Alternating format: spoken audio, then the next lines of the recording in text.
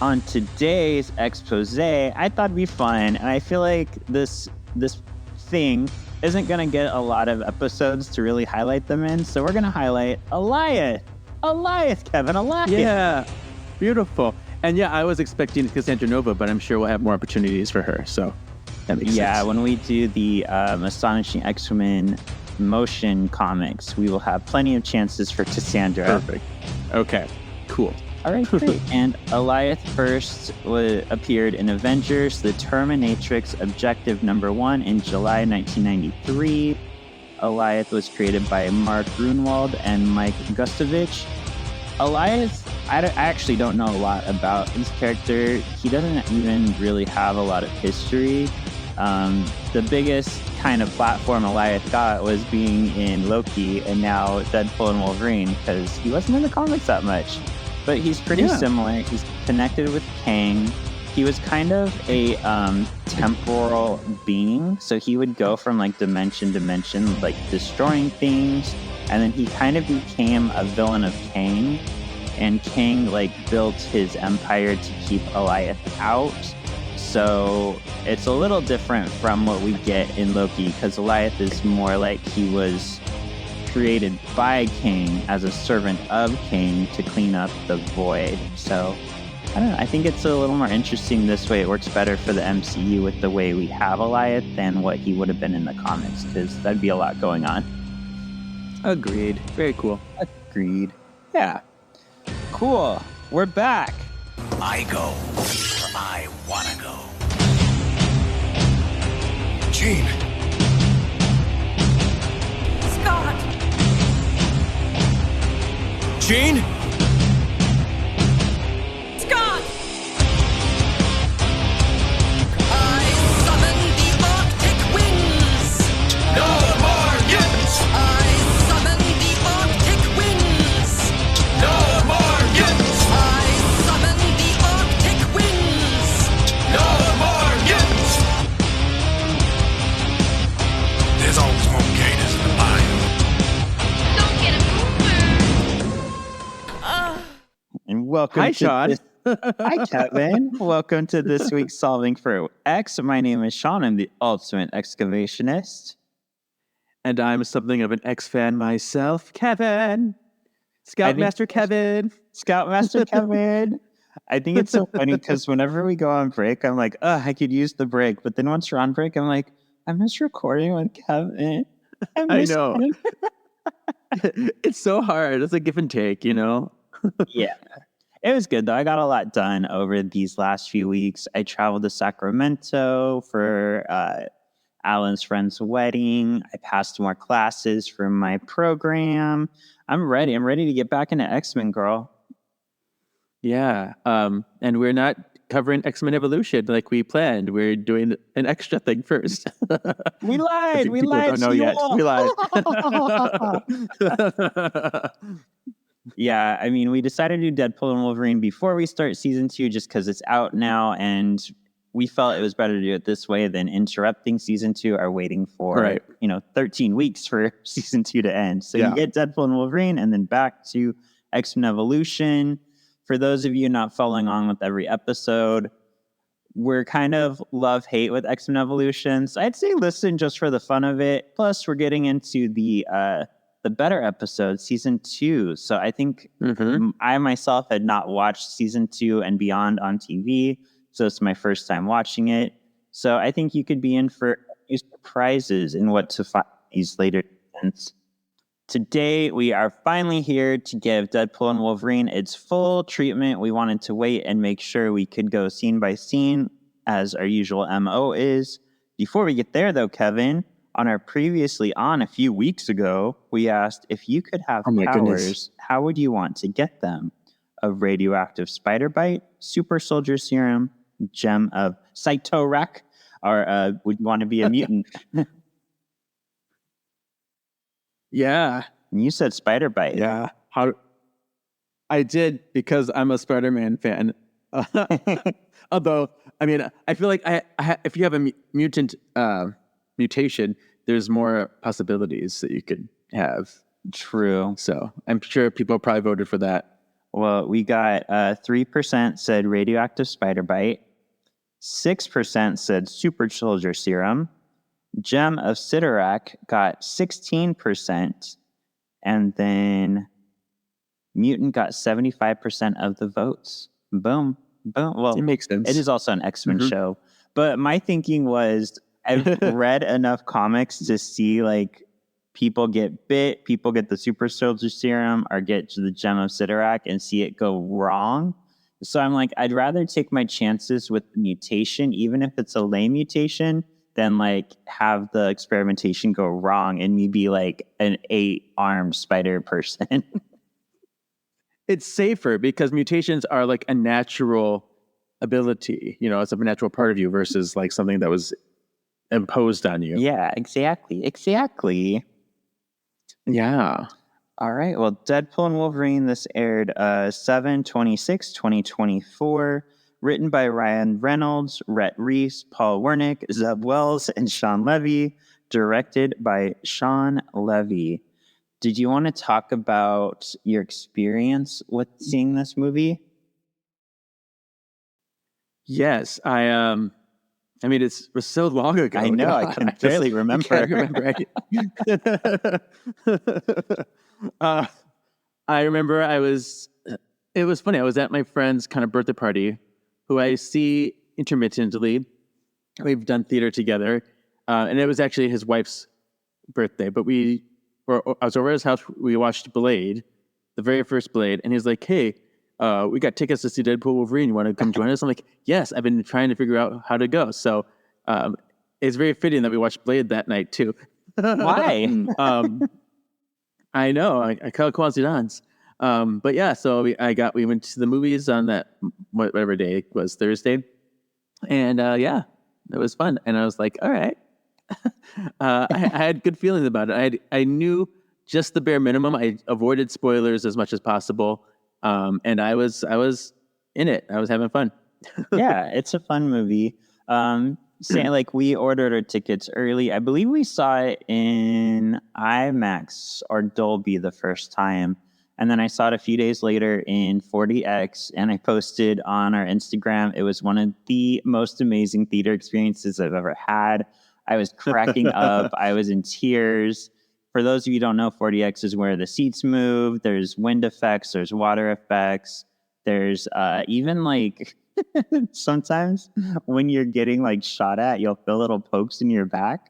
Like I remember, oh my, we saw one of the Scream movies in 4DX. I think it was just Scream, and like anytime somebody would get stabbed, you'd feel like a poke in your back, and then they gush water at you, and we were just cracked. Oh my god, getting killed because it's so funny. It's so fun. See, I've never had a 4DX movie experience that I could think of. Maybe at a theme park once upon a time. I think I saw like SpongeBob or something. You're or Shrek missing or whatever out it was. on But life. I know we don't have them here. Not close by to me. Okay. It's sad. I will say, Cheers. I'm not going to get into this too much, but just as a tease, there was a little bit of disappointment when I first saw this movie. So I'll talk about that when we get into our wrap up. Okay. Yeah, interesting. Yeah. All right, shall we get into this movie recap? Okay. As the Marvel Studios logo and music play, we hear Deadpool doing his own rendition of it. Bump, bump, bump, bump. Deadpool is walking in the snow, reminiscing about how he thought there would never be another Deadpool movie since Disney bought Fox. Deadpool proceeds to dig up Logan's body, convinced it would have regenerated. When he finds nothing but bones, he beats up Skelerine with the shovel. They then become friends and sit and chat. Deadpool is mad Logan had to get all noble and go and die. He feels his world is fucked without Logan. Just then, the TVA show up and attack DP. DP does a sexy bye dance of death while using Logan's skeleton as a weapon. It's pretty irreverent. DP wins after brutally killing all of his TVA attackers. Okay. Yeah. So I want your thoughts. There's a lot of talk about this beginning because they kind of said that they were going to not undo the beautiful ending of Logan as much as possible, and then they kind of went the other way and just like fucked it beyond all compare, like dismembering the skeleton, using it as weapons. Like they went hard the other direction. And I know there was a lot of discussion like, is this irreverent? Does this ruin Logan? Should this scene have been in the movie? What are your thoughts? Okay. Interesting. Well, because it's like, I think they were saying that because they were not going to mess with what was established with him dying and the sacrifice. They wanted to keep that intact. So that's why they're not changing it. They're not bringing him back to life in that way. So that's where they're keeping the reverence there. As far as like, dismantling his bones and things like that. Well, it's also kind of sad because you think about it, like even in death, Wolverine is still like a slave to the adamantium. He's still a weapon. He's still a weapon. He's still there. So in a sense, this whole dismantling and using it as a weapon like this, and he's kind of being spread. This is like spreading his ashes in the woods. So maybe there's a certain respect there in a weird Deadpool kind of way. So I don't know. I mean, it was jarring, I would say, because it's not what I expected, and he's just like playing with his mouth and stuff. So I don't know. I think it's a little bit of both. Yeah, and I don't think it takes away from Logan. I think this is very Deadpool. This is something he would do in the comics. Mm-hmm. I think if it was any other character, it might be questionable, but it's fucking Deadpool. Right. And it is, in a way, you bring up a good point. It is a little beautiful in a weird way that Logan is still fighting to save his timeline against the TVA, even if he's dead and being used as a weapon. But he's still like, yeah, he's there fighting for it. Mm-hmm. So yeah, this didn't bother me. I thought it was hysterical. And I love the bye in there, complete with the actual choreography from the video. Definitely not Ryan Reynolds, but still very fun. This was a dance double who did this all. Yeah.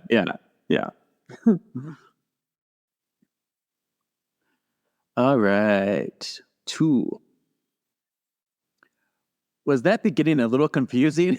Let's go all the way back to between the end of Deadpool 2 and Deadpool and Wolverine. Deadpool. So let's go back again a little bit. Yes, Deadpool is in the office of Happy Hogan of Earth 616, the sacred timeline, interviewing to be an Avenger. Happy refuses to let Deadpool meet up with Tony Stark despite his eagerness to meet Tony.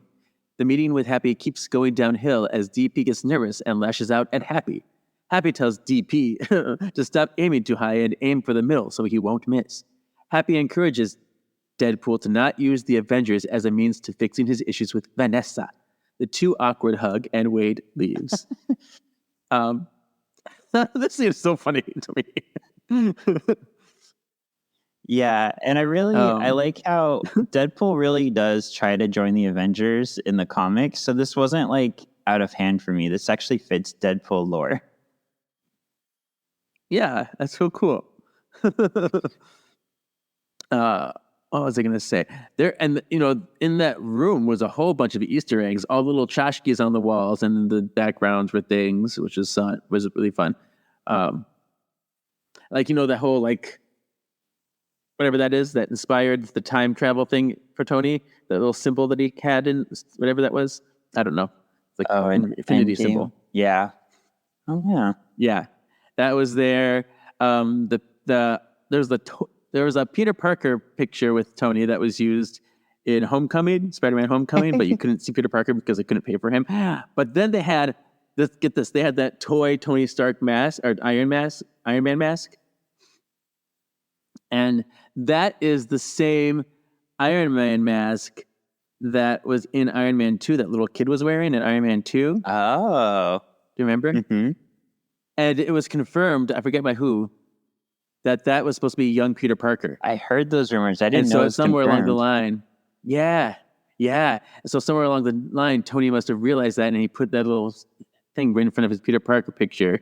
Like, oh, so sweet. That's cute. And actually, funny that you bring up Iron Man 2, because I just learned something today as I was watching YouTube videos. I didn't know this, but what's his real name? Happy Hogan's name. John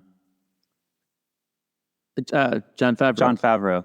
He had such a shit time filming Iron Man 2 because Marvel kept changing his script. They kept pushing him to like lead into Avengers. That's the reason why he didn't direct anything else for Marvel. He said, I'm just going to sit down and I'm just going to play Happy.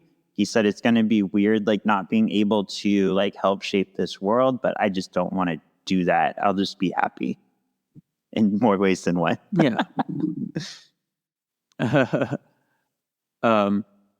Yeah. So be happy, be healthy. Yeah. This is also the scene where we talk about schmasturbating. Yep. The whole cans. He's like, I get it. Yeah. Have you ever done that? So, yeah. I don't have Hulk hands to do that with, so Okay. no. Okay. But I've done it between a mattress and a pillow or whatever, those things, but no Hulk hands. Okay, JD Vance. Oh, that's right. Yeah, just admit it, dude. That's if you go like there's books that teach you about that. Like I have like a puberty book that, or maybe something that teaches you about that method, or maybe I saw it on the internet. I don't remember, but yeah, it's true. That's funny. It's a whole thing. I do take a little umbrage still. I know it's already been established. It's been a thing for a while, but I hate that the MCU has been dubbed 616. I did a lot of digging and I found that way, way, way back, they were designated Earth 19999, which is what Miguel O'Hara refers to in Across the Spider-Verse. He says the Doctor Strange and Spider-Man from Earth 19999. So that's why it doesn't match, because it already has a designation, and I think they should have kept that, because the MCU, even though it's based on 616, is still very different from 616. So keep them separate. Yeah, because 616 is the comics, right? You can't say that this is. Yeah, they're totally different. Yeah. So, but whatever, it's happened. Yeah. I don't know if they're ever gonna bother fixing that, but it's what it is. While we're on that subject, I believe Earth, like they're talking about Earth 10005, and that's supposed to be our Fox X-Men universe, right? Correct.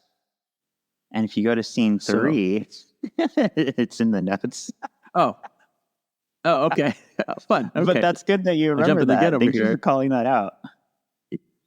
Yeah. See, I have things. I have notes too. So Deadpool goes back to his universe, Earth 10005, and 6 years later, he staples on a toupee and gets ready to sell some certified pre-owned vehicles, motherfucker. Wade finds himself saying inappropriate things while test driving a minivan with a family of 4. I love this scene. Well, I haven't had vaginal sex. And then he looks at the little kid. I'm like, well, it's so awkward.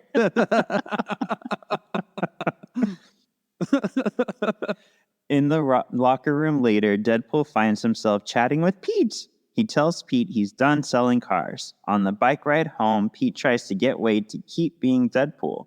Like, maybe they can go on missions together sometimes. Pete opens up about his friend who got his nipples and wee-wee pierced and connected them with the chain just to spice up life. I wonder who that could be. I wonder who would have done that. Oh, yeah, I wonder. Do you remember the comic book character Pete is loosely based on? No, who is it? I forget. Peter Wisdom, who was on Excalibur and was temporarily a part of X-Force.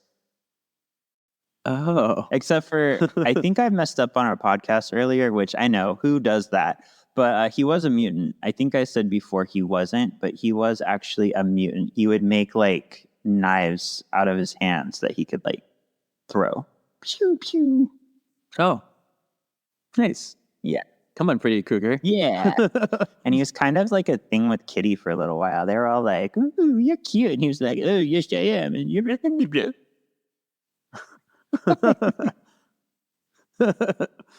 Nice.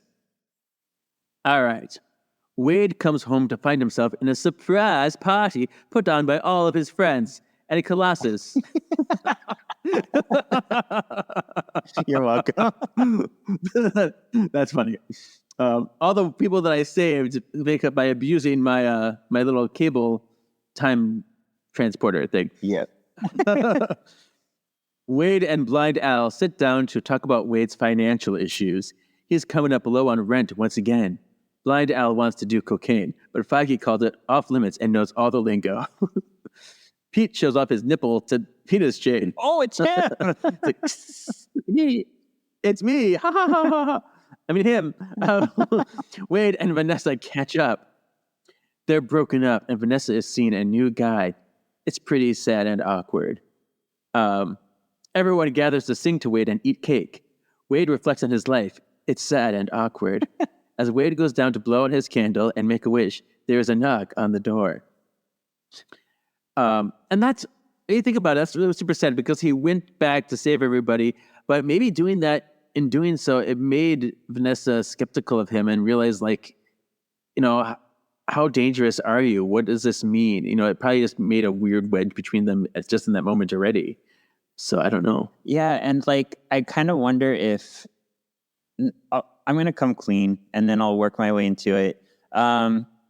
I can kind of sympathize with Wade right here because I feel like I'm kind of going through this, like watching my friends be more successful than me. Alan's more successful than me. It kind of gets depressing sometimes when like you're like, I feel like I peaked early. I started off with good jobs better than those around me. And then I got laid off so many times that now I'm here where I'm struggling to catch up.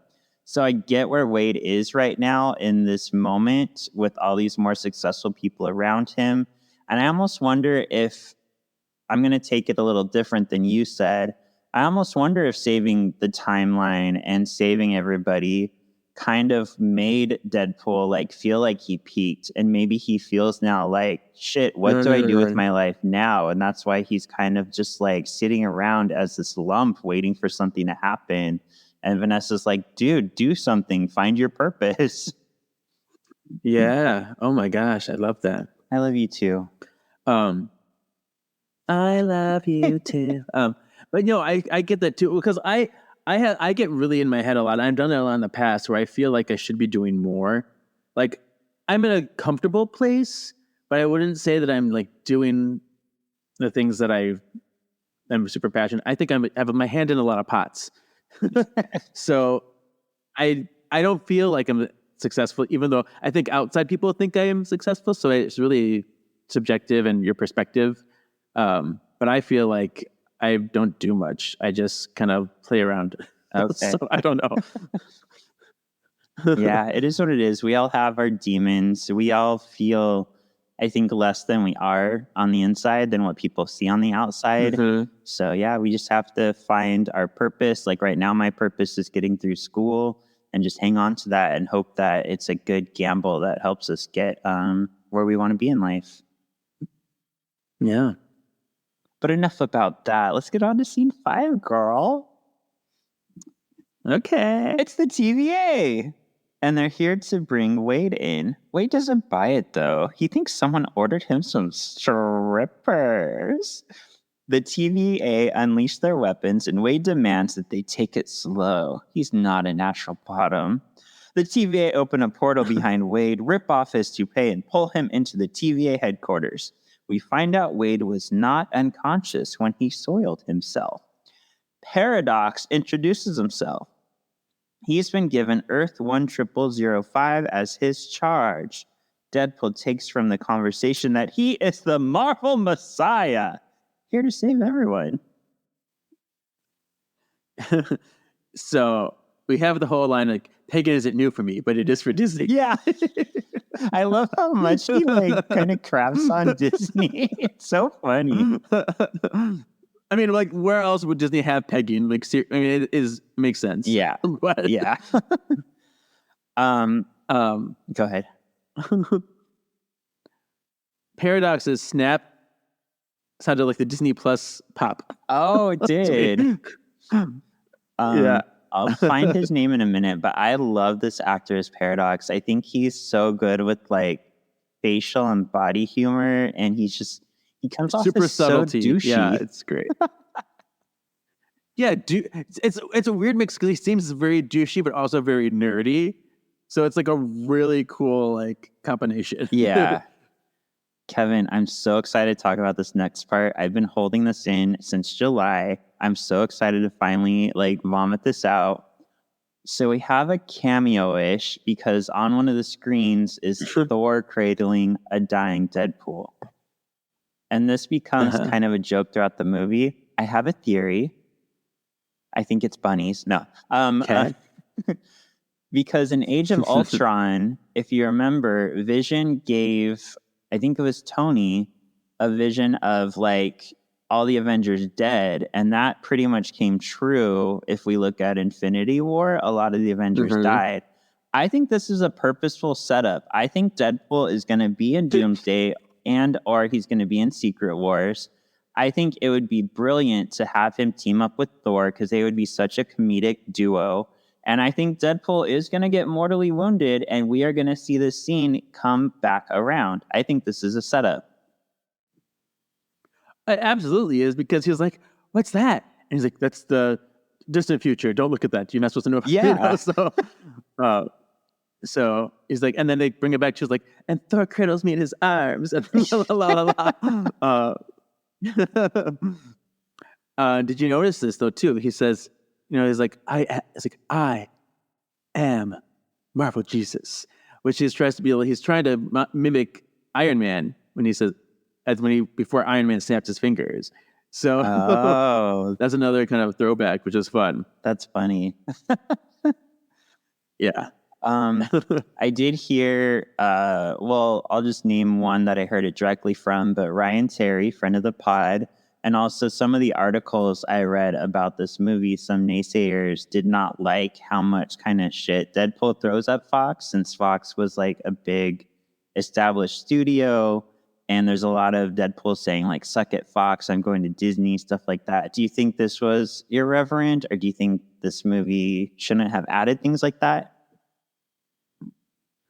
No, people should know what they're getting into when they go to a Deadpool movie. Like, this is not irreverent because it's taking the fact that they mention you is part of showing an homage in a way too. He's like, yes, I'm moving on, but then you take the end credits, which is obviously a great homage. Sorry to jump in the gun, but they know what they're doing here. The whole movie is supposed to be a love letter to everything that came before, and the way that Deadpool responds is just being true to his character and being able to poke fun at that. Yeah. So people just need to understand what they're coming in for. I would agree with that because I feel like even though he says stuff negative towards Fox, he never makes fun of Fox. He never says like, "Oh, those movies sucked" or like anything like that. No, so I agree. It's just like, I'm moving on. Yeah, this is my next journey. Yeah, interesting. I mean, I can respect both sides, but yeah, I'm on your side here. Yeah. Wade agrees to help and goes to the pervy clothier to suit up. I called him Gropey Beardy Man. That's fitting. And I can't say that I wouldn't do the same. Maybe I would have asked for consent though, because I know Deadpool would have consented if I said, "Hey, can I like just smack your butt a little couple times?" Yeah. I don't know. But yeah, what we end up getting is an extreme Joel Schumacher suit-up scene. It's kind of hot. I know. Deadpool in his new duds goes back to show off his new look. Deadpool tells Paradox to send him home to save his friends, but not Weasel because he's not in the picture. Yeah. Paradox tells Deadpool he doesn't quite understand. He's basically saving DP and letting the rest of the universe go.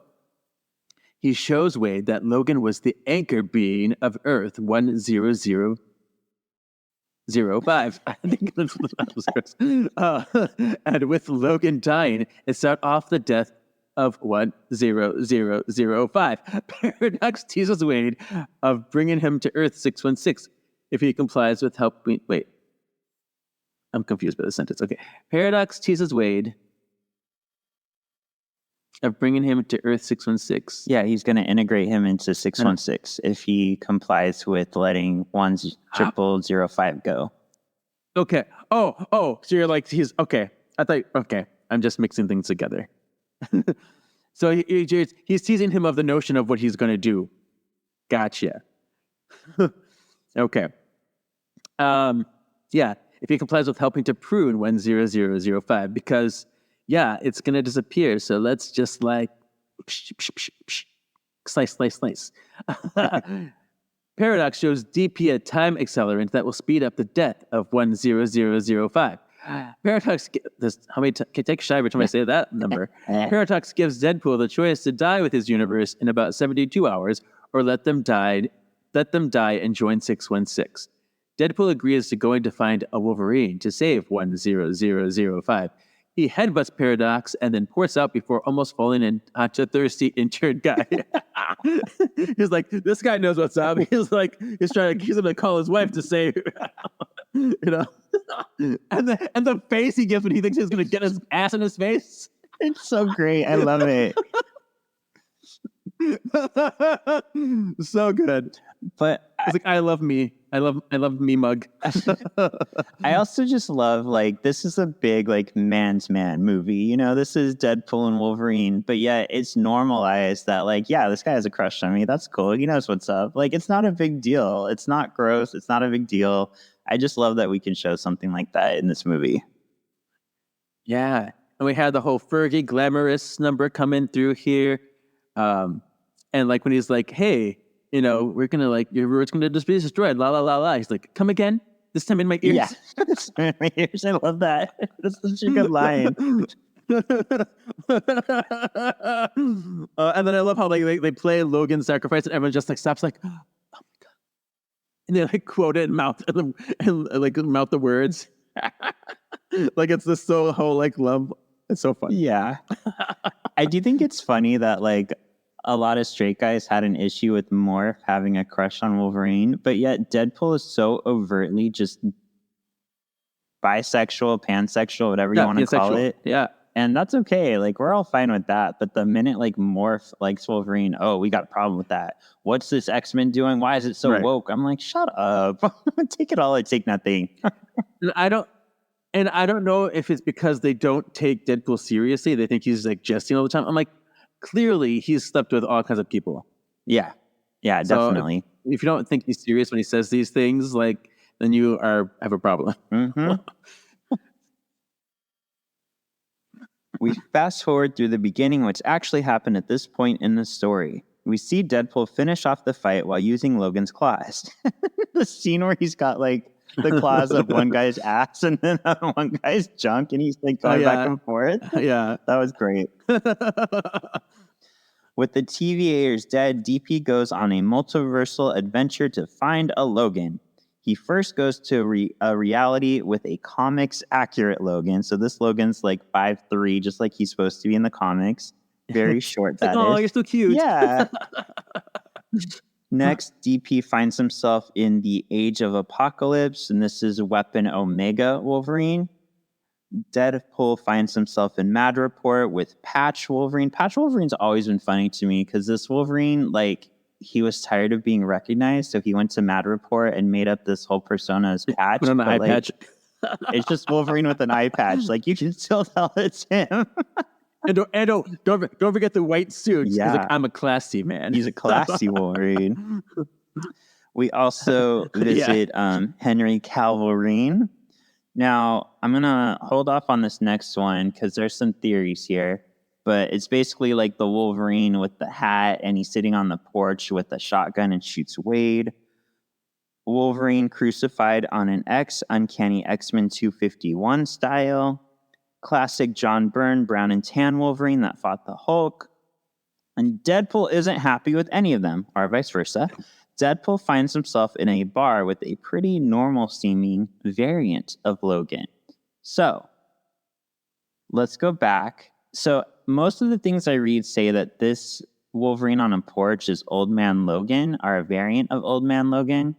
because he does wear a very similar outfit. He doesn't wear the hat as much, but he does wear it. My thing is, I don't know if it's Old Man Logan, because Old Man Logan takes place in like a desert wasteland, and this is like, it looks like it's in the middle of the forest, if I remember right.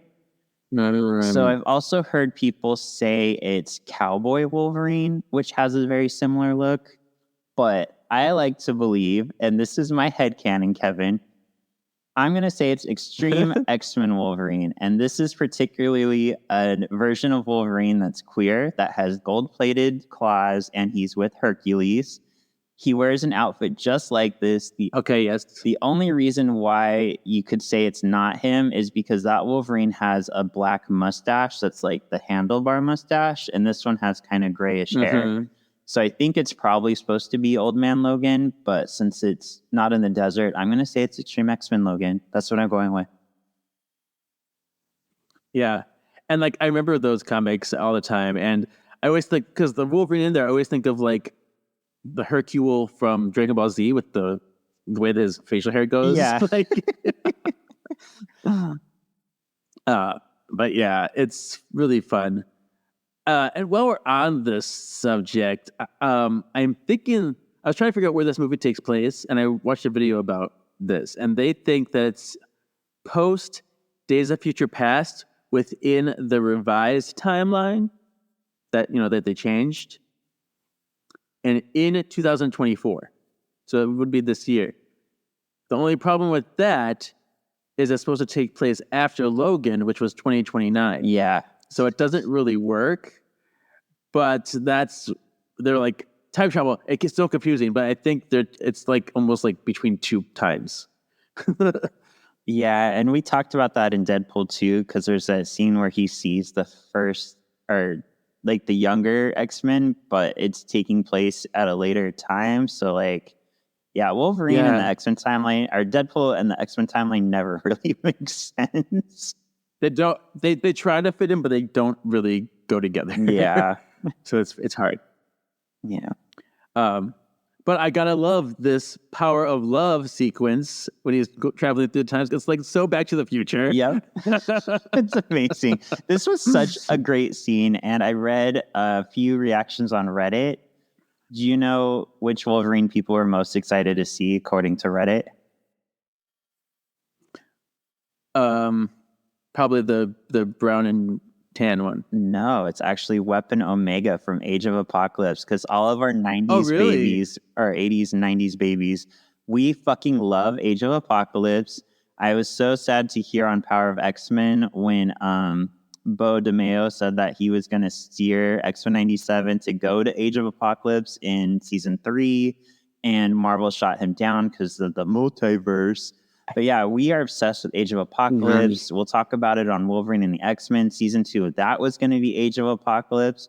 We keep almost getting Age of Apocalypse, and then we don't go there. Yeah, I would love to see it, because I do know the looks of those. Like, that long hair Cyclops is very Fabio. Yeah. Like, we get some of that Nate Gray stuff. Like, I can, it'll be fun. Yeah, it's a good story. I've read the whole thing with the main line plus all the side stories back to front. Like, I love Age of Apocalypse. It was a fresh take on characters that we've known and loved all our lives. So I think that's why everybody loves it so much. Mm-hmm.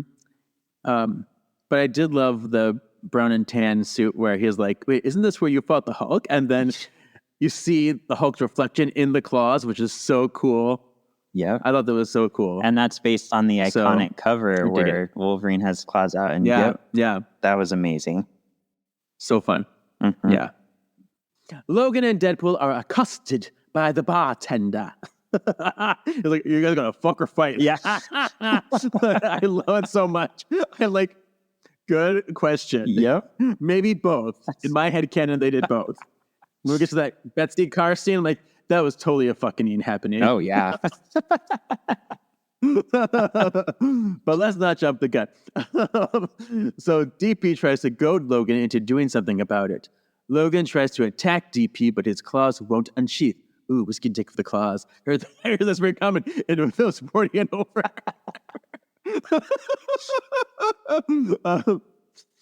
Logan is not threatened by DP and instead drinks a bottle of alky. There we go. Alky and faints. DP goes to drag Logan away and notices he's wearing his outfit. He's like, ooh, but funny pajamas. It only took 20 years. So good. DP brings Logan into the TVA, offering a replacement for the Logan who died. Paradox is completely flummoxed, just like me, flabbergasted, as to why DP thought this would work, let alone bring the worst version of Wolverine, one that let down his whole world. Wolverine wakes up to find DP threatening Paradox. DP threatens to expose Paradox and his followers. He says, like, oh my gosh, you guys are black ops. You're off the grid. OMG. I heard all of the clenched butts up in here, and I'm going to tell people. And like, oh, nope, I'm going to zap you.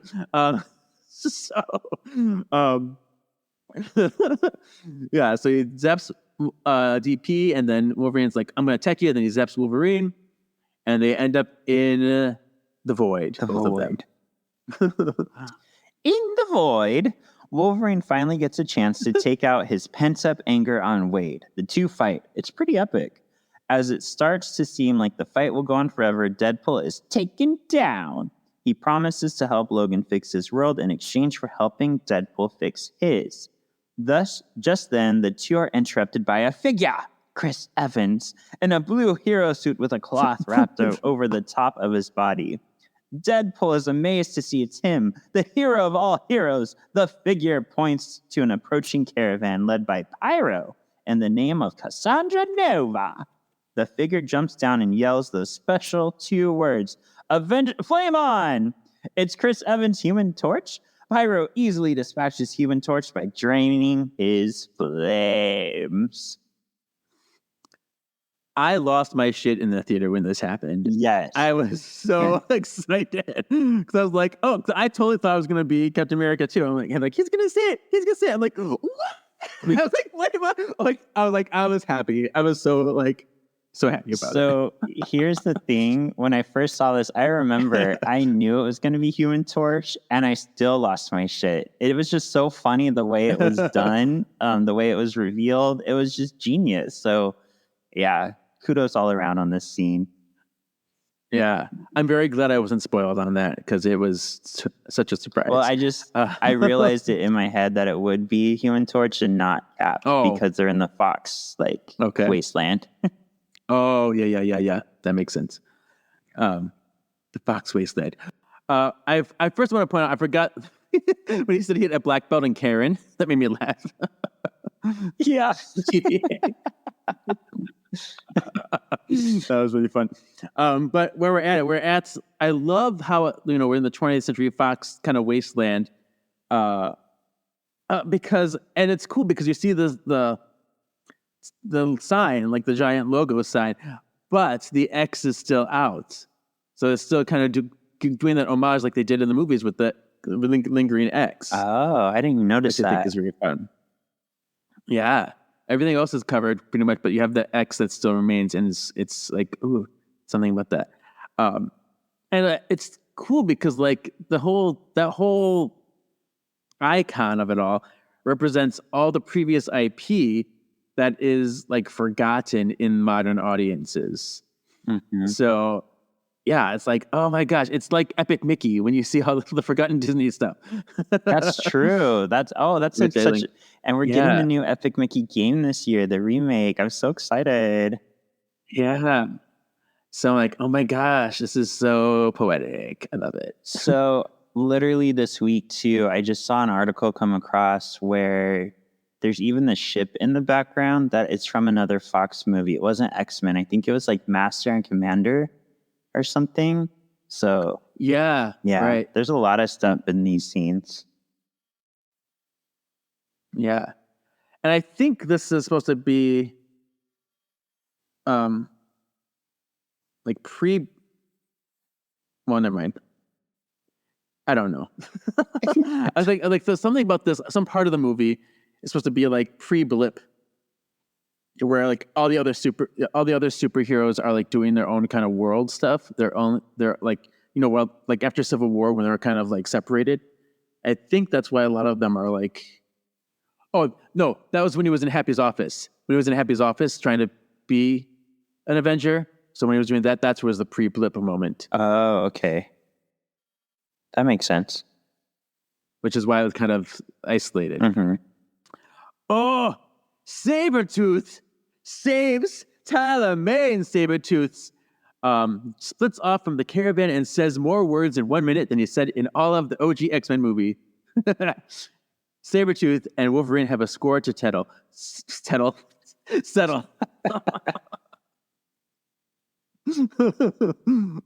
I think this is very funny because Deadpool's like, oh, and Sabretooth, your brother. I'm like, so it's a weird combination of things. Yeah, it's respecting that. It's respecting the Fox history where they did make Sabretooth his brother, but yeah, in the comics that was proven wrong after the movie. No, but I know, like, but like, because like, was the Tyler Mane one his brother, or was just the Liev Schreiber one his brother? You know what I mean? So I was like, oh, does it count? Is it both? Yeah, because I feel like Liev Schreiber is supposed to be like a younger version of the Taylor Mane Sabretooth, so I just take that as canon. Oh, okay. Yeah. Okay. I wonder when his like makeover happened then. Maybe he went through Magneto's little makeover Magneto's machine. His Liberace machine. Oh, I loved having Chad on. He was so fun.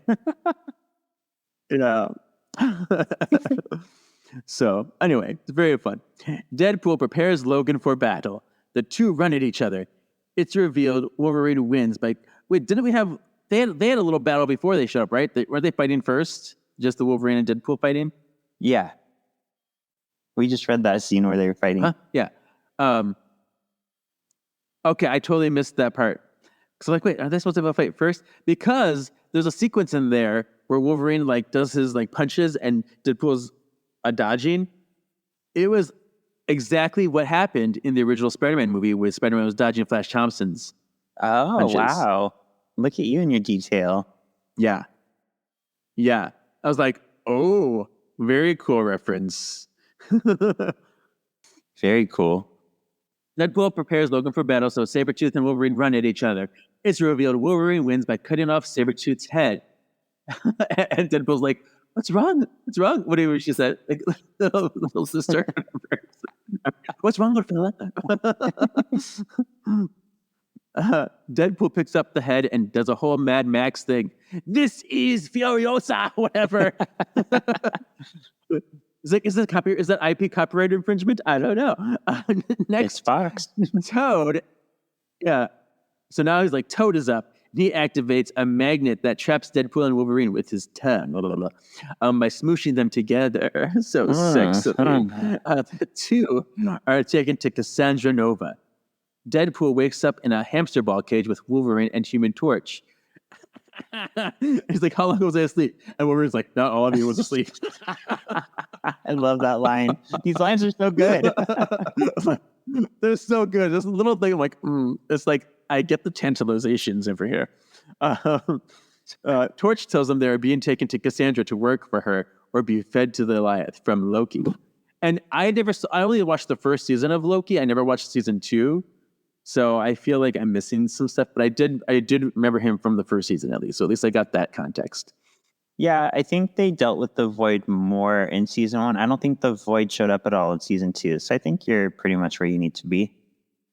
Yeah.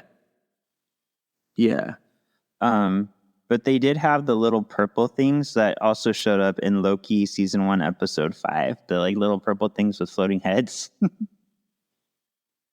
Yeah. Oh, those what are they called? They're called the Naira or something. Naira. Oh, Nairas. Okay. Narsas. Naira. Mm-hmm. They're named after some somebody who worked on the show's daughter. Oh, interesting. Okay. But yeah, Nairas. The only thing I think about season 2 is like the tentacle dimension, like shredding of the universes. I think that's something that happened in season 2. Yes. But Okay. Yeah, you're So right. that's all I got. But the little Okay. Nairas are part of a larger cameo. So we get those. We get Blob. We get Ant-Man, Azazel. The Russian from The Punisher is the one in the red and white stripy shirt. Juggernaut, Penis Head, and Psylocke. Come out, wherever you are. Don't worry about us, Dingo. We'll make sure we can. Cameo. I actually have more than that. I didn't include This- Lady I have Deathstrike more. yet because I didn't see her in this scene, but we see her later. Who else did you see? Okay. Yeah, lady, and a lot of these are played by different actors, so I'm guessing they're variants. Yeah. So there was Lady Deathstrike. There was Callisto in there, which Okay, I think we'll thought see she was in later. there. Better. And that bald black guy that you see in the background up behind Cassandra Nova, that's a variant of Bullseye. Oh, She's interesting. wearing the same kind of outfit. Mm-hmm. Mm-hmm. So that's all I got. That's only extra. Okay, cool. The giant Ant-Man mask opens, revealing a skeleton. Paul Rudd finally aged. Juggernaut Penis Head picks up Wolverine and Deadpool and prepares them for the Master. It's Cassandra Nova. She's excited to finally have a Wolverine to play with. Cassandra explains she was in the womb with Charles and tried to choke him with her umbilical cord. Cassandra is also happy to capture Johnny, who she's been after. DP explains to Cassandra what Johnny told them about her. It's not very nice. Cassandra gets mad and skins Johnny, reducing him to a pile of blood and gore. DP explains that Johnny was eating up the budget. Cassandra sees Goliath in the distance. Wolverine tries to attack Cassandra, but she easily dispatches him. Cassandra shows Deadpool that she can enter minds, but has to do it by putting hand through someone's head. Bleh, bleh. It's like, your fingers are inside me, but not in a good way. Yeah. Such a good line. And I felt so bad after, for Johnny. I was like, because I was like, Deadpool, why are you making lies? I was like, oh no. Of course, well, I'll talk about that later. But I was like, and Wolverine's like, you just got him killed. How dare you? Yeah. So, I watched. Have you seen Honest Trailers before? Mm-hmm. I watched the Honest Trailers Deadpool and Wolverine, where they, of course, go through the movie and kind of Okay. laugh at it. And one of the things they said drove me a little bit crazy. It's right up there with, I watched the Little Mermaid one, and they said that Ursula's song, Poor Unfortunate Souls, is the boring villain song. And I'm like, that's most people's favorite Disney song. Like, that's such a good song. Oh, bitch. Right. What they said this time is they said Cassandra Nova is a boring cookie cutter villain. I'm like, so many people really liked her. Like, she was so cool. Yeah. I don't know. Yeah. They're losing their shit over there. I thought she was a perfect. Yeah. I know. I thought she was a perfect villain for this movie, but okay. Yeah, okay, boring cookie cutter villain when most X-Men villains don't even talk in the movies. Go fuck yourself, Honest Trailers. Cassandra starts to force Wade to start reliving his greatest pains. His breakup with Vanessa. It was due to Wade losing his drive and never regaining his former glory.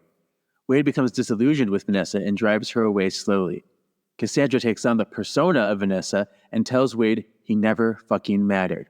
Over and over and over and over. And this is something that really weighs on Deadpool. You can tell, like, why are you going to be so mean? Because I think this is something that sticks with him for the rest of the movie. Because he just that's his arc for this whole movie. He wants to matter. He wants to be an Avenger. He wants to do something important. And yeah, you're right. He feels probably like he lost that after the second movie. Mm-hmm. So I love that. Wade comes to. He knows Vanessa would never say that to him. He's like, she never said that. It's like, but she should, or whatever. What did she say? But she thought it or something. She says to him, Yeah. like, lies. Deadpool threatens to kill Cassandra. Wolverine comes up behind her and stabs her. Oh yeah, he's like, you think your little baby knife is gonna get me? He's like, how about 6? Cassandra points out that Eliath has arrived and he's hungry for Wade and Logan. He's like, rent is due and you're the rent. Everyone scatters as Eliath begins to feed. Deadpool jumps onto Logan as they both escape on a rocket. They land a few miles away from a plateau. Let me tell you something. This is another cameo, that thing they're on. Come out, wherever you are. Don't worry about us, Dingo. We'll make sure we can. Cameo. Ooh, what is it? That is an icy Ironmonger leg from Iron Man. Wow, I didn't even catch that. That's amazing. Because remember, because in the Iron Man kept bringing him up and up and up into his freezing. You remember that? And he probably just floated along. It was like this frozen Ironmonger leg. Interesting. I actually, I just heard more on that too. I heard that Ironmonger was not the original villain that they wanted to use. Do you know who it was? Oh, what? The original villain was going to be Mandarin, but I think it was Jon Favreau who wanted to use Mandarin. He was talked out of it because, much like Doctor Strange, they thought that Mandarin would be too mystical to introduce that early. They wanted to slowly bring in people, so they went to Obadiah Stane because he's more of a human, just a regular human. Sure. And then they totally messed up that in Iron Man 3. I hate that part. Oh, that was so bad. I feel like they just did that just to surprise us, and it didn't have any purpose. Yeah. Blech. Okay, Ben Kingsley, whatever. Yeah. I'm Ben Kingsley. I love the line. I don't know. It's just so funny to me that Deadpool's so aware because he tells Wolverine, I'm telling Blake. Yeah. Yeah. About somehow being inside him or something. What was it? I forget what it was. Yeah, it was something like he's telling Blake Wolverine was hitting on him, but I forget why he said it. But yeah. Yeah. Where does Deadpool start and Ryan Reynolds end? Who knows? I know. Wolverine chastises Deadpool for getting Johnny killed. Oh, yeah, you're right. Sorry. Go ahead. Yeah. Thank you for getting him even. Go ahead. Wolverine chastises Deadpool for getting Johnny killed. The two agree to help each other get out of the void. Wolverine smells food. The two men find their way to a diner. Wolverine finds rubbing alcohol and drinks it. Deadpool tells Wolverine his sad tale of not making it on the X-Men or the Avengers and Vanessa leaving him. He tells Logan about Wolverine being a hero back in 10005. As the two new friends begin their quest, Wolverine asks how 10005 Logan died. Deadpool tells Wolverine about Logan sacrificing himself to save X-23. Just then, an adorably ugly dog, Dogpool, finds its way to them. Then, Nicepool finds his way to the travelers. Dogpool is his.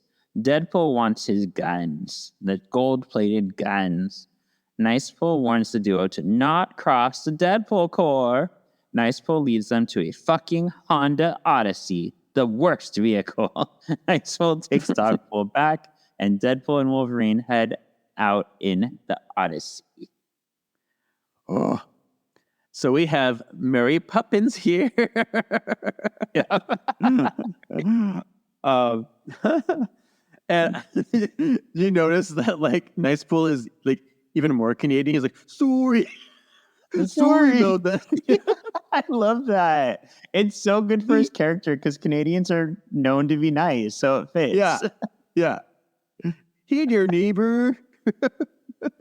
So I don't know if you know, is this Ryan Reynolds' actual dog? Because I can imagine this being his dog. No, it's a dog named Peggy, I believe. It was won some kind of ugliest dog competition or something. They got him from Pound? What do you call? I guess, but isn't there a better name for it? Something like a pound. Okay.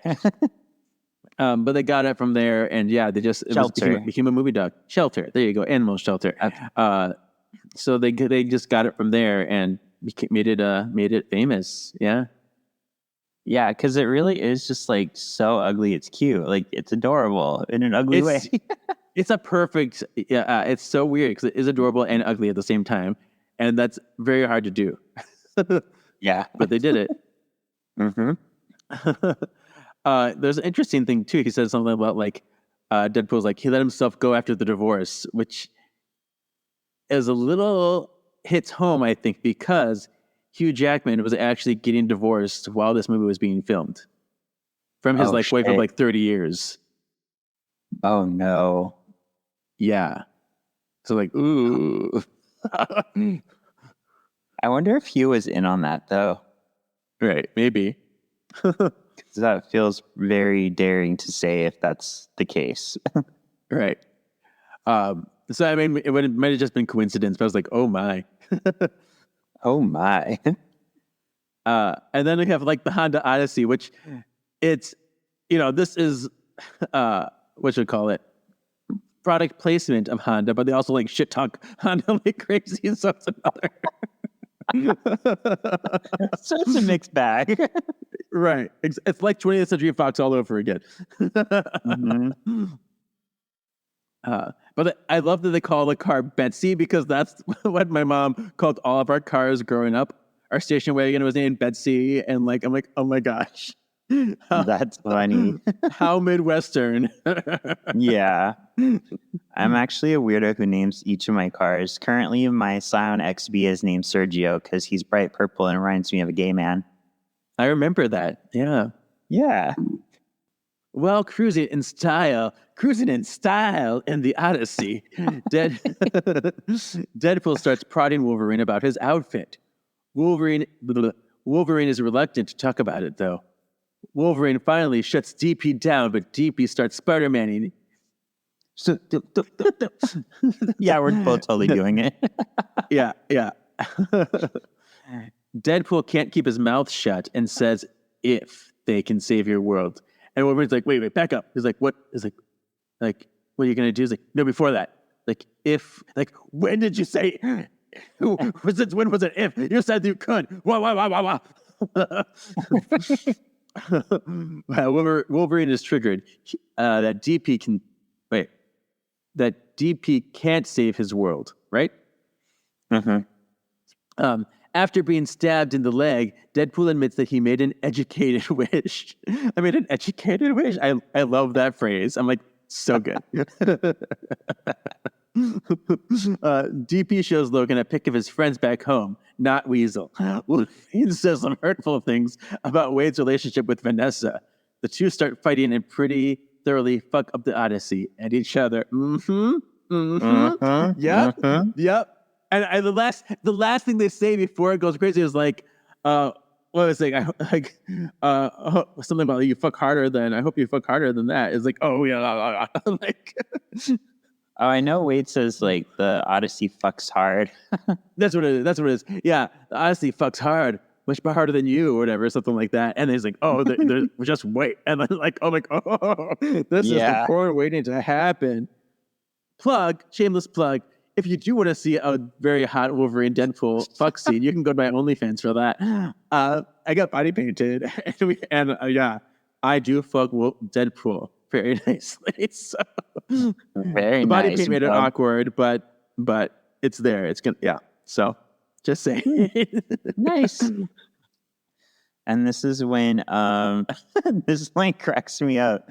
Deadpool tells Wolverine he's not known as Truthful Timmy, the blowjob queen of Saskatoon. I think that's so random. It's so random. I love it so much.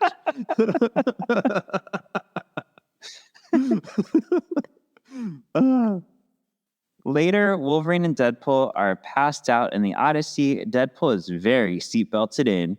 A figure comes and drives. Huh? Did you hear the music? What were they fucking to? I mean, what were they fighting to? Well, first it played The Greatest Showman, but then it went to and then it went to Grease. You're the one that I want. That's the one. I'm like, there's a song in there. What was it? Yeah. So fun. Yeah. Okay, continue. I kind of wish it stayed on The Greatest Showman. That would have been so funny. And what was the other one? Oh, when they first got in it too, they played "I'm with You." Avril Lavigne. Yeah, Avril Lavigne. I love that. I was like, oh, I know this song. Yep. Okay. Later, Wolverine and Deadpool are passed out in the Odyssey. Deadpool is very seatbelted in. A figure comes and drives the Odyssey away. DP and Wolverine wake up in a compound full of old Marvel relics. In comes Elektra, Jennifer Gardner, followed by Blade, Wesley Snipes, then Gambit, Channing Tatum. Elektra teases there is a fourth on their team. Enter Laura Kinney, X-23. The team talk about how the TVA brought them each there except Gambit. He feels he may have been born there. DP announces that they've been in Cassandra's lair and made it out alive. DP says Cassandra is the key to getting free of the void. DP throws down a plan to use Juggernaut's helmet to block Nova's power. Did So- you? Oh, go ahead. Tell me. Did you see the statue that they're in? The Scarlet Witch statue? Scarlet Witch, yeah. That's Yeah. crazy. I was like, oh, so much tie-ins. So many tie-ins. And there is a line here that may be breaking the fourth wall because Blade says, I don't like you. And never Deadpool did. says, you never did. And Yeah. Wesley and Reynolds did not get along on Blade, In Blade 3. Trinity. So some people think it's Yeah. referencing that. Absolutely. That's funny. Water under the bridge. Now we're getting it. Yeah. Because, Wesley Snipes was not very easy to work with on that movie. He was like mad at everybody all the time. He was mad at the director. He's like, I'm going to make this hell. I'm going to stay in my trailer. Like, he was being a complete diva during that movie, apparently. So I think that was just like him hating everybody. Yeah. He was probably getting over just being Blade, too. Yeah. And the original writer, I guess, wasn't part of it anymore. So he, I don't know, was getting up in a bunch. Okay. There was an interview. I forget which of the writers or if it was all the writers, but they said they had a hard time because they wanted to throw so many characters in the movie. He said they probably had a good 50 characters. They're like, ooh, that one. And they finally decided, let's focus on the ones who didn't get an ending, who need like their legacy. So that's how they landed these four. Well, of course, you have to have Laura. Laura was such a big part of Logan, but the other three, this was their way of getting like an ending to their chapter. Yeah, or like in the case of like Gambit, he didn't really get a beginning either. Yeah. So that's just like, I think I was born here. Like because he never actually made it his mark. It was always just like a concept. So That was so. I was laughing so hard at all his little asides. Like, some of us never got to be heroes. Wow. like let's get Magneto's helmet. No, she melted it. Oh, where's Magneto? Dead. Oh, like, well, Juggernaut, let's do that. And what was he saying? What was Gambit going? He's like, I'm ready. I came out of my dad's dick ready. His buttery nuts have been in my mouth. I'm like, what? Yeah. Like, what are you talking about? And in case anybody doesn't know, it was revealed that Channing Tatum, because part of the joke is he grew up in Nolans, so he says he knows how to do the accent very well. But for comedic value, they had him like make the accent ridiculous. So this wasn't truly the Gambit we would have gotten, but like a heightened version of Gambit. So Yeah. it's hard to like judge, could he have pulled off Gambit in a serious X-Men movie or not? And while we're on that subject, we totally shit talked Channing Tatum in our past episodes. I was going back and listening to our movies. We're like, I don't like Channing Tatum. I don't see him as Gambit. And they're like, oh, great. We got to eat some crow, I think, now because he was so funny in this. He was so funny. Well, and that's the thing. Like, I don't not like Channing Tatum. I just had a hard time seeing him as Gambit. But yeah, my only complaint is the headpiece. I think if you're gonna do It looks like a little movie, yeah, it doesn't look. It looks like Batman's cowl in a way where he can't move his neck and it makes his head look bigger. But yeah, I don't know. After seeing this Gambit, I'm still a little reticent. I don't know if I could see him in an actual X-Men movie as Gambit, but it definitely worked for this movie. Yeah, right. Because, yeah, and I feel like, because I judged Channing Tatum a lot based off Magic Mike, and he really sucked in Magic Mike. I did not like him in that. But then seeing him in this movie and other movies, I think he has grown as an actor. So I guess, it's nice to see his progress because he did not start very good. But I think he's come a long way.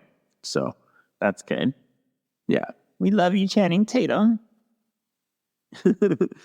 Later that night, Logan goes outside to drink alone by a fire. By a fire. By a fire, okay. This was a 2-hour, 9-minute movie. I had to write this so fast. Is that change? Like, you gonna sit by a fire? Yeah, there you go. That's what I was writing as. Yeah, that's what it is. Laura comes out to join him. She tells Logan that if he is like her, Logan, then he is a good man. Logan opens up about his X suit. He reveals that the team used to beg him to wear it. He opens up about one day going off on his own. Mutant hunters came and killed the X-Men. Logan stumbled home drunk to find each of his teammates dead. He wears the suit to honor them. Laura asks Logan to join them in the fight against Cassandra in the morning. She knows they can't do it without him. Logan says no and keeps drinking. This was such a beautiful scene. Yeah. And I think the line towards the end that Logan says, like, you have the wrong guy, and then Laura says, you were always the wrong guy. Like, it really is just such great writing right here. Mm-hmm. So, yeah, and it just goes to show, like, this Wolverine turned his back and realized his mistake and, really did have a respect for the X-Men, and he had too much pride in his world to help them, and now he has all this guilt and feeling like a failure, and so yeah, it gets some hurt. We'll find out a little bit later. I'll talk about it when Cassandra goes into his head, but we're getting a very reminiscent of Old Man Logan Wolverine with this one. So yeah, we'll get into that. Okay. Back in the diner Logan and DP had stopped at, Pyro investigates the scene. He calls Paradox, who he is working for, directly. He reports in on the plan to both find Wolverine and Deadpool, but also take out Cassandra Nova. So Pyro is a much bigger villain than we thought. Yeah. And it's interesting, I have a note here too, because he apparently died in X-Men 3, right? That was his thing. But I guess he didn't, because if you watch the road cut of Days of Future Past, there's his lighter is there, like on the memorial, which means he had to have survived long enough for them to get that lighter, and he would have had to have joined the X-Men for a time for them to honor him in a way, So like interesting. But also, X-Men 3 was rewritten after Days of Future Past, so I wonder if, maybe he never did. Yeah. Ooh. I didn't even think about that. But I do like that we get to see him as a much more serious villain and threat, because we didn't really get that in X-Men. He was kind of a little like whiny in the movies and always sidelined, and a douche. Yeah. Thanks for summing that up. You're welcome. The next morning, Cassandra watches from Ant-Man's dead and decaying body as the Odyssey, full of lost toys, makes their run on the compound. Blade, I'm the only Blade there is. I'm not going to talk about that TV show Blade, or that other movie reboot that was supposed to happen, because no, I'm the only Blade that will ever be. He shoots a rocket launcher into the gates. War breaks out between the factions. Wolverine makes his entrance from the trunk of the van. There we go. As the battle wages on, Wolverine and Deadpool make their way up to Cassandra. Up to Cassandra Nova, easily let's do many things. Up to Cassandra. Nova easily manipulates and tortures the two heroes. Outside, X-23 cuts off Juggernaut's feet. Actually, Juggernaut's nuts, but no, Juggernaut's feet. And then his head. Cassandra goes into Logan's head and forces him to relive the day the X-Men died. Logan admits that he heard the X-team calling for him and walked away. When Logan found the team dead, he went into a rage and started killing everyone, friend and foe. Yeah, so I do have one small complaint. I feel since Juggernaut's whole thing is like he's unstoppable and immortal, she wouldn't have been able to cut through his feet. Right. But it's fine because we need to like dispatch him quick for the movie plot, so it works. Whatever. Yeah. Yeah. I was like, oh yeah, that's Yeah, it's a quick way to just kill him off, but whatever. yeah. So in Old Man Logan, the whole story is all the villains team up and they switch heroes because all the heroes are used to fighting their specified villains. So all the villains start attacking the X Mansion together, and Wolverine goes into rage and kills all the villains.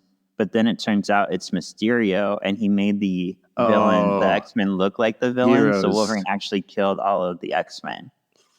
So this is similar but different because Wolverine says he knew they were getting killed. He heard them screaming. He didn't go to them at first, but when he did, he went into a rage and started killing friend and foe. So he basically killed both sides, pissed everybody off, which is why he's the worst person on his world. So similar but different, and I respect that because I feel like Old Man Logan is Wolverine's like ultimate failure. So to remake that happen, but with a twist, like it makes sense for this Logan. Nice. Yeah. Mm-hmm. And it reminds me too, because he talked about Elektra. He's like, oh, Daredevil, I'm so sorry. She's like, I'm not. Which I think that's a nod too, because of her divorce from Ben Affleck or whatever. So I'm like, oh. Oh, that's true. That's funny. All these little things. I know. All right. The battle outside is looking desperate. Laura makes her way up to Cassandra's lair with Juggy's helmet, but she is pulled down by Toad's tongue. In a last-ditch effort, she throws the helmet. In Logan's mind, Cassandra suddenly loses control. Deadpool has put Juggy's helmet on her. Cassandra tells them that she can't send them home as long as she's wearing the helmet, but if they take off the helmet, she'll kill them. Pyro makes his appearance and shoots Nova in the stomach. Wolverine decides to trust Nova will do what's right. He convinces her to be more like her brother Xavier and do what's right for once. Cassandra agrees to comply, but with one catch. She gives him about 4 seconds to get to the Marvel Sparkle Circle before Alioth eats them. They make it, but barely. Oh my gosh.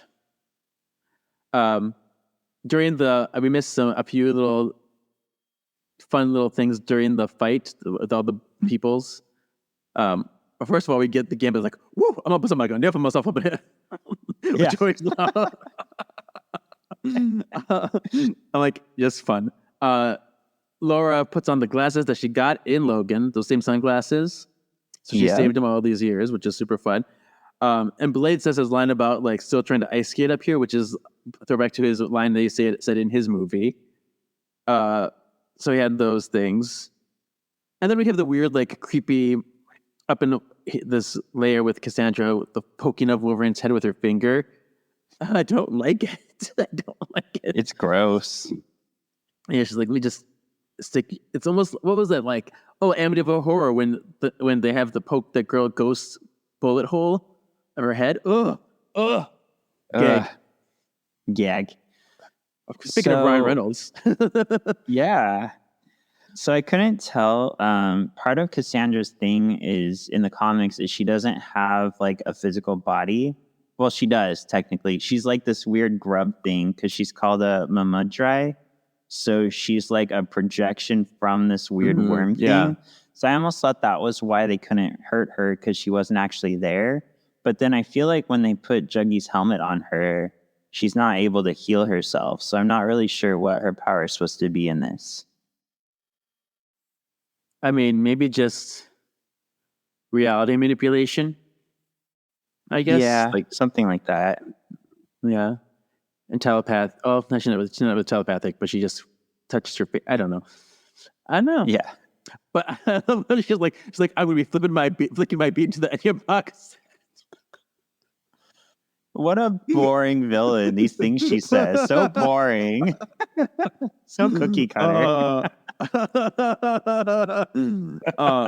And I think this is very moving too when Logan wants to save Cassandra because of his loyalty to Xavier and the guilt he felt for Xavier. It's moving as fuck. Stupid, but moving as fuck. So Yeah. I just thought that was nice.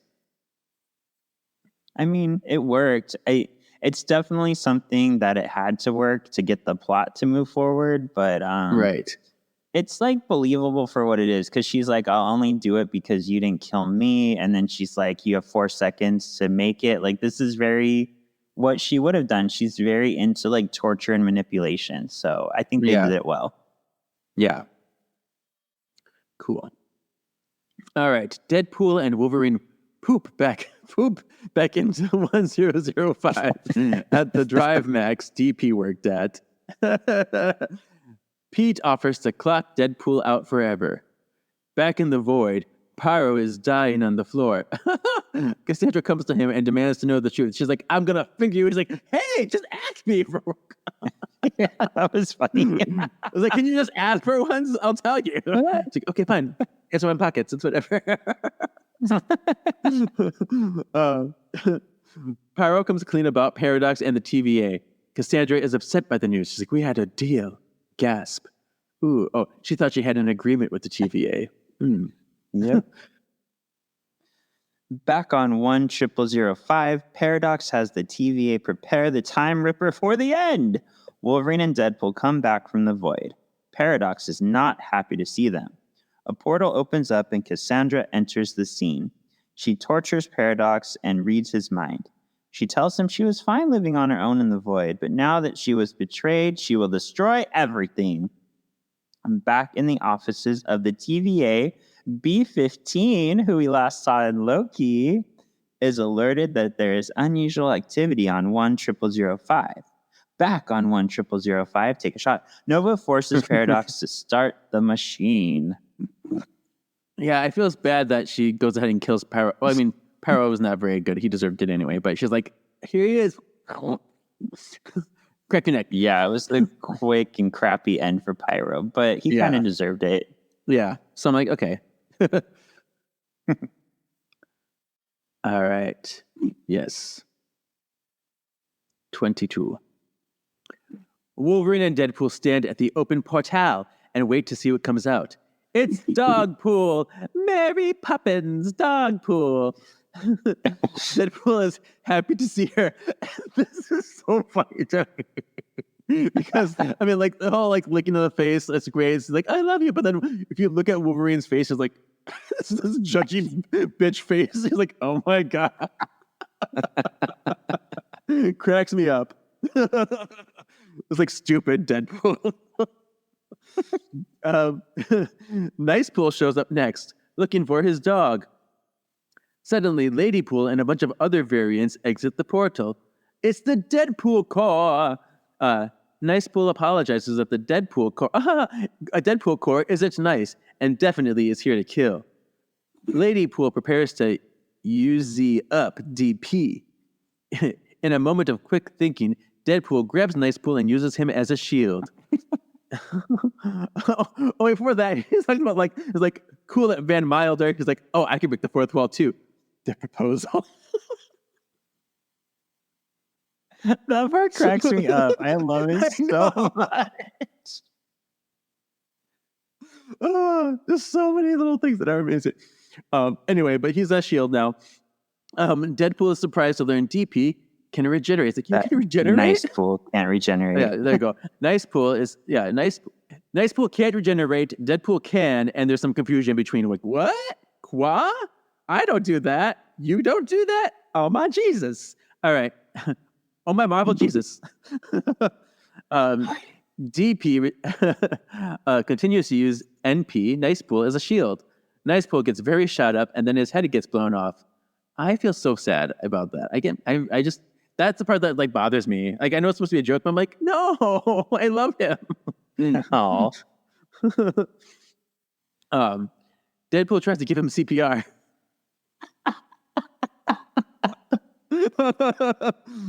And Wolverine's like, you're an idiot. You murdered him, asshole. And clearly, he said, you did that on purpose. He's like, I did not. I'm like, yes, you did. You wanted his guns and you wanted his dog. Shut the fuck up, Deadpool. Um, anyway, Logan holds up dog pool and everyone stops. Like, oh, the puppy. Nice puppy. Like everyone just like watches it. We love him too. Wolverine walks over to join Deadpool behind a building. DP takes Nicepool's guns and the two heroes walk into battle.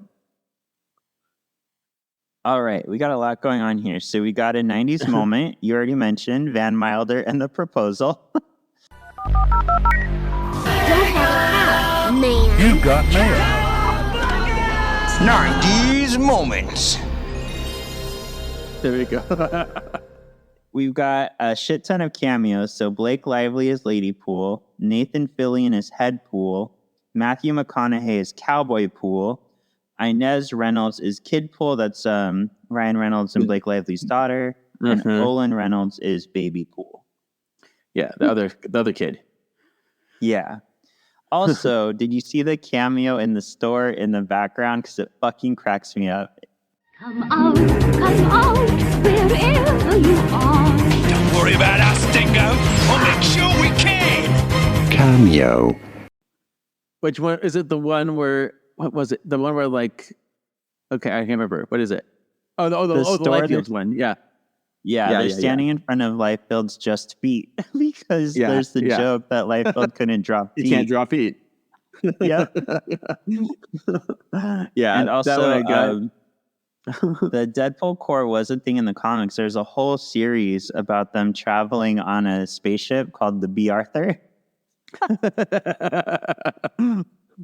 Which he used to have the initials of on his sword. Yep, and he had the shirt in the first movie. Yeah, with B on it. But that one featured Deadpool, Ladypool, Kid Pool, Head Pool. I think there's a Dog Pool, and I think Cowboy Pool, if I remember right. They were like the main team. It's been a while since I read it, but it was a fun series. There's another sign that was, I think it was in the bar that said something funny, but I can't remember what it was. It was something sexual. I can't remember what it was. So that's what I thought you were talking about, but that's something different.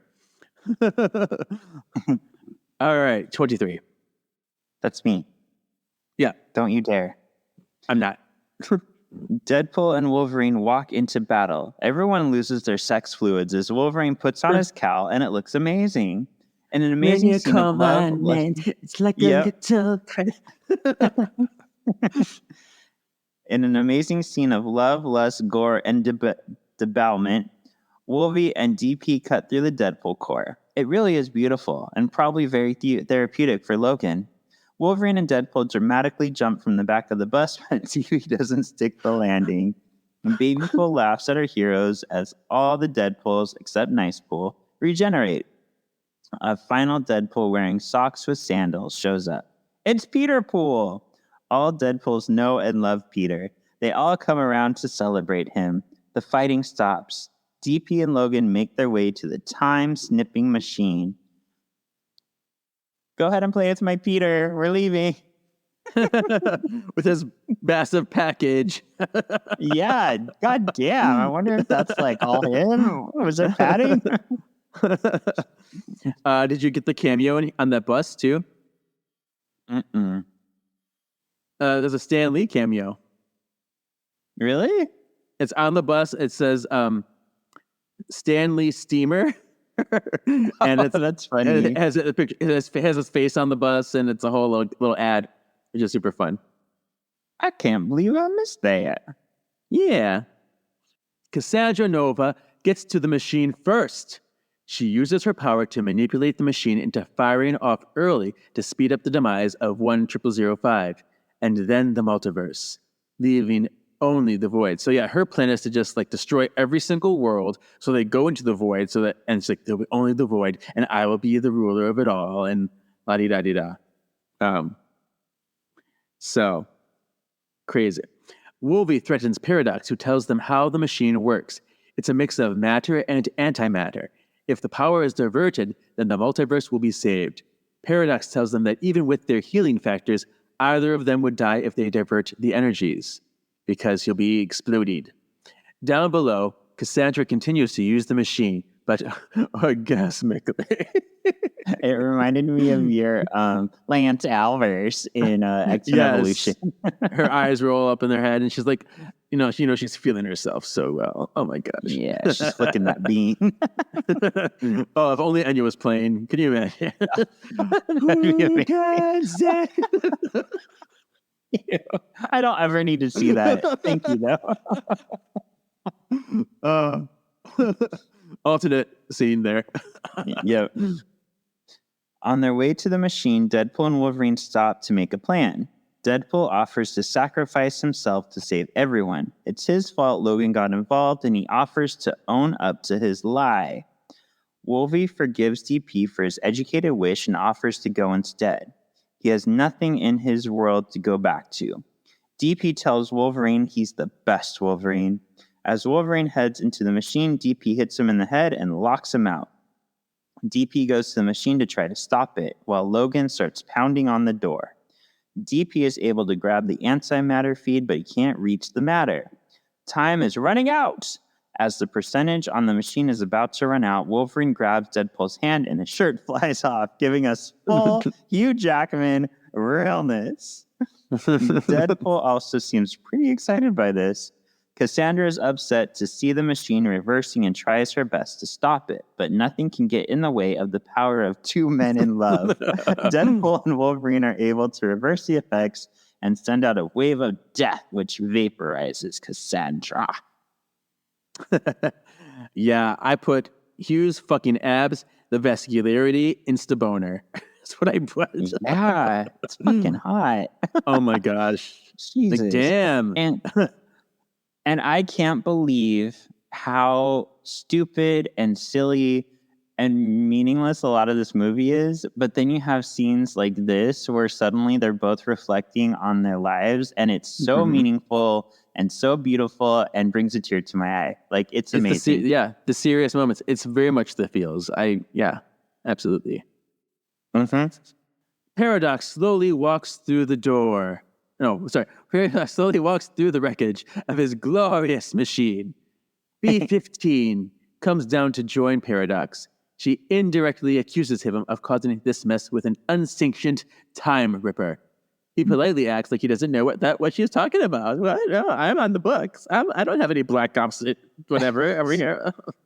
Yeah.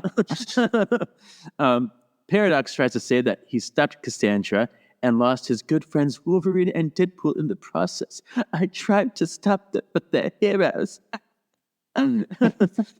After a rousing speech, Deadpool and Wolverine show up behind Paradox to, I just want you to know who I am. That one. And the soundtrack of this movie is so fun. Yeah. It is nice to note that Logan is shirtless and he looks super sexy, and the pervy TVA tech notices. She's like, oh. They gave him a name at one point, but I couldn't remember the name, so he just turned into pervy TVA guy. No, it was a woman. It was a woman in this one. Yeah, it was a woman and him. Oh, yeah. Okay. Oh, yeah, you're right. And she calls him something about like sweaty something or other. Yeah. Deadpool tells Paradox one of them wouldn't have survived, but both of them together did survive. Peter Pool comes in to save the day. Him and B-15 give each other a sexy eye look of lusty lust. She's like, you look great in that suit. With your bulge. You're packaged. B-15 gets mad at everyone, but then the timeline stabilizes. She gives Deadpool props for saving his timeline. Deadpool asks B-15 to try to save those who were left in the void and to try to rewrite Logan's past. But B-15 points out that Logan's past made him the man he is today. I love that too, because she says there's nothing to fix. His past made him the person who saved the world. So I'm like, yeah. Yeah, it's true. And I think that's also like a good life lesson, because everything we've been through built us to who we are. So it's not, there's no point in sitting around being like, fuck, I should have done this or that or this, because we would have been in a different place. And yeah. No. Deadpool and Wolverine decide to go get shawarma. As the two heroes enjoy their their meat, Logan tells, their meat. That was supposed to be MEAT, winky face. As they enjoy their meat, Logan tells Wade the Avengers would be lucky to have him. Enter Dogpool. Wade tells Logan he'll see him around, but Logan says probably not and bounces. Wait! And then follows Wade home to blind Al. Wade sits down at a table enjoying a beer with his old and new friends. X-23 is there. Logan takes Dogpool and urges Wade to talk to Vanessa. They share a nervous little giggle. Wade tells Vanessa everything he did was for her. Vanessa takes Deadpool's hand. Nice little ending. So sweet. Yeah, what was it? He said, like, I think the Avengers invented shawarma or something like that. Yeah. So I just learned this too. Okay. I watched this video about like the making of Avengers and like how it was supposed to go, which is where I'm getting a lot of this information. I learned the whole shawarma thing came from Buffy. It was Nicholas Brendan who plays Xander. I guess they had just wrapped up a shot and like it was kind of quiet. And Nicholas Brendan said, does anybody want to get shawarma? And Joss Whedon thought it was so random and so funny, he put it in Avengers. Oh my gosh. That is funny. So that was Nicholas Brendan. Oh, we missed during the TVA scene with B-15, we missed a really funny line too. What? She's like, I have to show you something huge. And it's like, that's what Scout Mr. Kevin used to say. I love that line. It's so wrong and so right. And I'm like, I feel attacked, but also seen at the same time. Well, get a better name. No, I mean, I love that I have something huge to show, for one. I know, I'm just kidding. And, you know, Scoutmaster Kevin, that's, I mean, I hope I'm not, like, being weird on shit with children, but... maybe it was a adult Boy Scout. There you go. We'll go with that.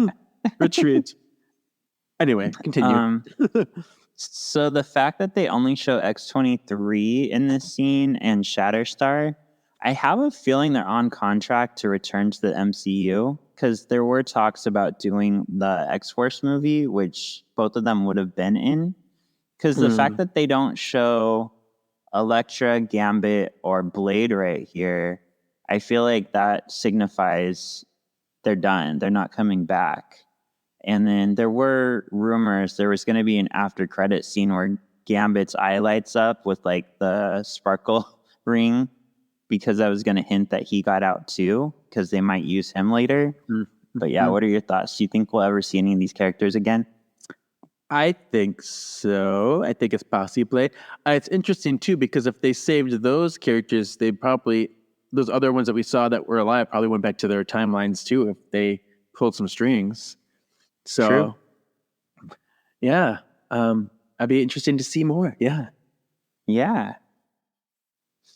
All right, we're on the home stretch. 2 more scenes, and then we can wrap this up.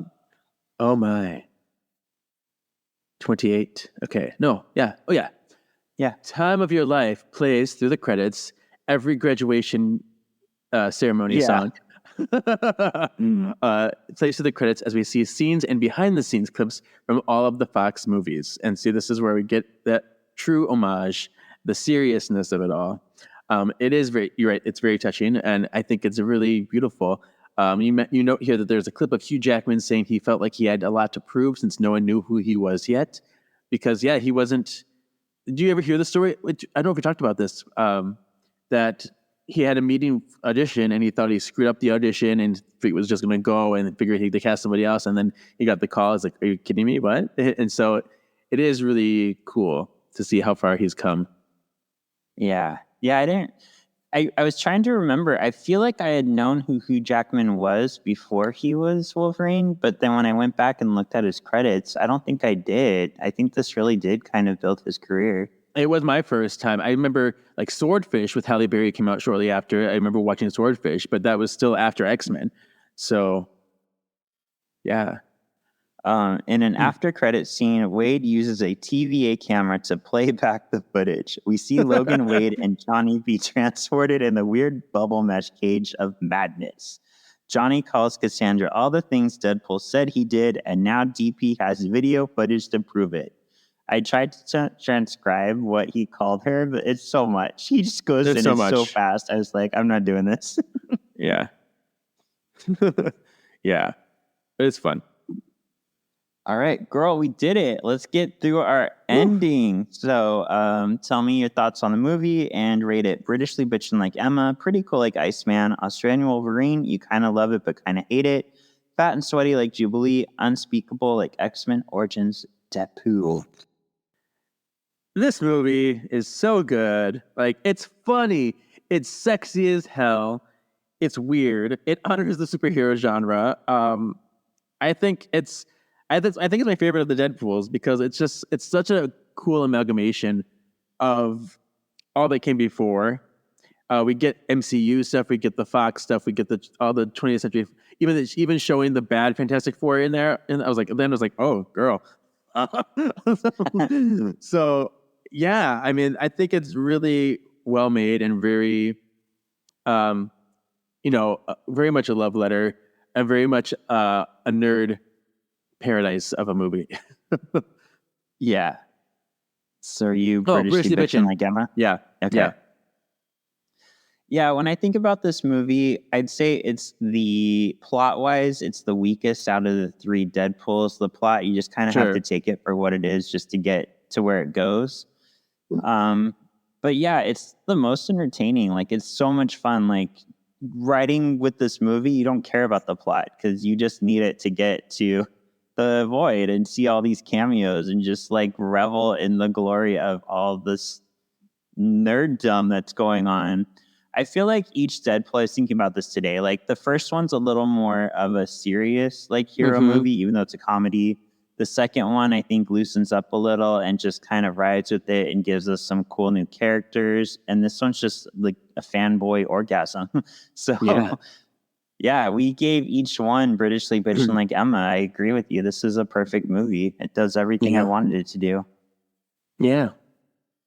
Yeah. All right. And who would you say is the MXP? I think I'm gonna give it to Wolverine. Okay. I really enjoyed his arc in this. I like because Deadpool is here like doing everything. He's definitely on a mission to prove himself, whereas Logan has to really find the strength in him and find something to fight for. And I like his arc through this, and I like his skepticism, and I like his I don't know, aloofness and anger, and how he comes around to really forming that relationship with Deadpool and finding the people that do love him, and it's really neat. So yeah, him. Well, because we like to yin and yang each other, I gave it to Deadpool. I gave it to Deadpool because I just love his, as stupid and crazy as he can be, his blind devotion to Wolverine and his belief in Wolverine, I feel is what makes Wolverine be a better person. So no matter what, he sticks to his guns. And even though it's for him to get back with Vanessa, like he makes the people around him better because of the naivety and the belief he puts in them that they will help him. So yeah.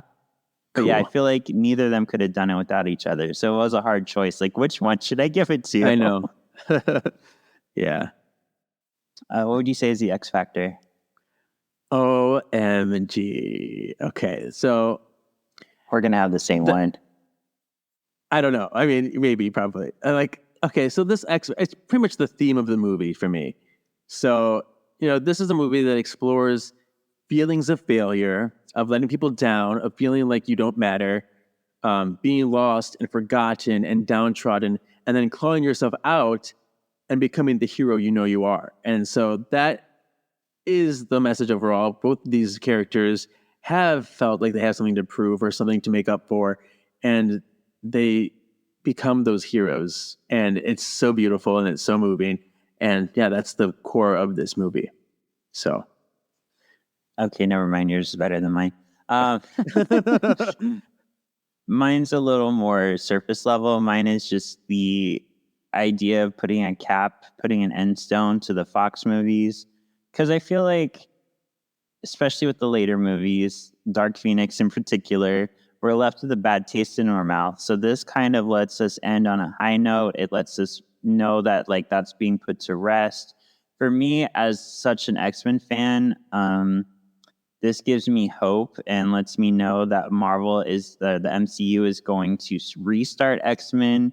We're not going to try to salvage like this bullshit timeline that the X-Men movies kind of set up. We're not going to have Emma be dead in between movies. Like, for better or worse, no matter how you feel about the movies singularly or on a whole, we're starting over. We're getting a fresh take. And I like that this movie gave that to us. Yeah, very cool. Yeah. I want to say, too, I thought Cassandra was a little bit of a tragic character in a way, too, because she was, like, born in the void, and she never got the chance to experience a real life, so it's all she's ever known, and so she really only always had herself, and because she grew up in that environment, she only lives for herself and her power, and doesn't have that empathy or that compassion for people. And so she's tragic in a way, which is interesting, too. Which makes her a good fucking villain. I know. Honest trailers, fuck off. Thank you. For the previously on, I want to know, who are you most excited to see? Gambit, Blade, Elektra, or X-23? Oh, my. Oh, wow. Oh.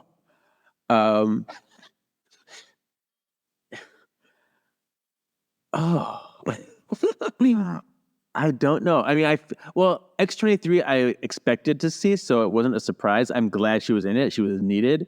I think the one that shocked me the most was probably Blade, actually.